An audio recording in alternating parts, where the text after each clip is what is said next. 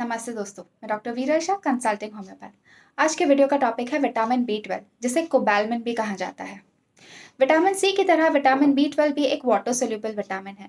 इसका मतलब ये है कि अगर वो हमारी बॉडी में एक्सेस हो जाता है तो वो थ्रू यूरिन बॉडी के बाहर निकल जाता है। इसीलिए बहुत ज़्यादा ज़रूरी है कि हम रेगुलर बेसिस पर विटामिन बी 12 का इंटेक करते रहें।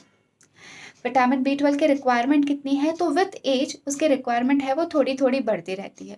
वो इसलिए भी क्योंकि जिस जैसे हम बड़े होते हैं तो हमारे इंटेस्टाइन्स के विटामिन बी 12 को अब्जॉर्ब करने की कैपेसिटी कम हो जाती है। इसीलिए over the period of years हमें बी 12 की रिक्वायरमेंट ज़्यादा होने लगती है। विटामिन बी 12 के सोर्सेज क्या है, यानी वो किन किन चीज़ों में पाया जाता है।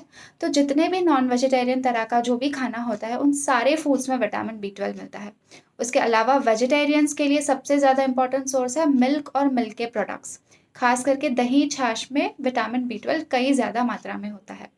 उसके बाद जितने भी फर्मेंटेड फूड होता है, यानी कि इडली डोसा या ढोकला, उस तरह के खाने में भी बी 12 की मात्रा बहुत ज़्यादा होती है। अब किन-किन लोगों में विटामिन बी 12 की कमी पाई जाती है? तो सबसे पहले वेजिटेरियंस में विटामिन बी 12 कम पाया जाता है। ख़ास करके वेजिटेरियंस प्लस अगर वो मिल्क के प्रोडक्ट्स यूज़ नहीं करते, मिल्क और मिल्क के प्रोडक्ट्स जैसे कि वीगन्स होते हैं या किसी को दूध पसंद नहीं आता तो वो नहीं पीते, या काफ़ी लोग लैक्टोज़ इंटॉलरेंट होते हैं, यानी उन्हें दूध पचता नहीं, तो वो लोग भी विटामिन बी 12 उनमें कम पाया जाता है। सेकेंडली, एक तरह की बीमारी होती है जिसे कहते हैं पर्नीशियस अनीमिया, जिसमें एक तरह का प्रोटीन होता है जिसे कहते हैं इंट्रिंसिक फैक्टर, जो बॉडी में नहीं बनता।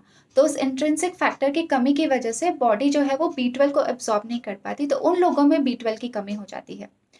उसके बाद वो लोग जिनके इंटेस्टाइन्स की कोई बीमारी होती है या फिर कोई इंटेस्टाइन की उनमें सर्जरी की गई हो, तो उन लोगों में भी बी 12 की कमी हो सकती है।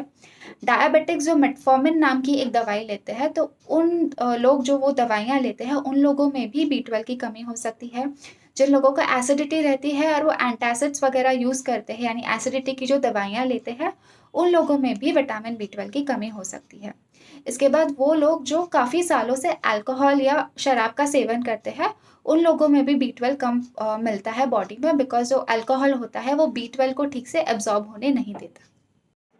अब विटामिन बी 12 का हमारी बॉडी में काम क्या होता है? तो सबसे ज़रूरी काम होता है कि हमारे ब्लड में जो आरबीसीज़ होते हैं, जिनमें हीमोग्लोबिन होता है या जो ऑक्सीजन को कैरी करते हैं, वो रेड ब्लड सेल्स को बनाने के लिए, उनके मल्टिप्लिकेशन के लिए विटामिन बी 12 की ज़रूरत होती है। इसीलिए जब बॉडी में बी 12 कम हो जाता है तो क्या सिम्पटम्स आते हैं? तो लोगों को थकावट महसूस होती है, उन्हें मेंस्ट्रुअल प्रॉब्लम्स होते हैं, साँस फूलने लगती है, उनकी वुंड हीलिंग स्लो होती है, उनकी इम्यूनिटी लो हो जाती है, वो बार-बार बीमार पड़ते हैं। बाल झड़ना, नाखून टूट जाना, स्किन डल हो जाना, ऐसे सारे सिम्पटम्स भी होते हैं। उसके साथ-साथ विटामिन बी 12 का सेकंड इम्पोर्टेंट काम है, वो हमारे ब्रेन और जो नर्व्स होती है, उनके मेंटेनेंस और डेवलपमेंट के लिए भी बी 12 की ज़रूरत पड़ती है। इसीलिए फिर जब बी 12 की कमी होती है, तो लोगों को मेमोरी प्रॉब्लम्स होता है, यानी याददाश्त कमज़ोर हो जाती है, कन्फ्यूजन होता है, डिप्रेशन जैसा फ़ील होता है, हाथ-पैर में मूंगी जैसा फ़ील होता है, जैसे मूंगी चढ़ रही हो, सुन्न हो जाते हैं या फिर चींटियाँ काटती है, ऐसा फ़ील होता है, या कोई सुई चुभती है, ऐसा फ़ीलिंग होता है उन्हें। नेक्स्ट इम्पोर्टेंट काम है जो हमारे सेल्स में डीएनए होता है, उस डीएनए के डेवलपमेंट के लिए बी 12 की ज़रूरत होती है।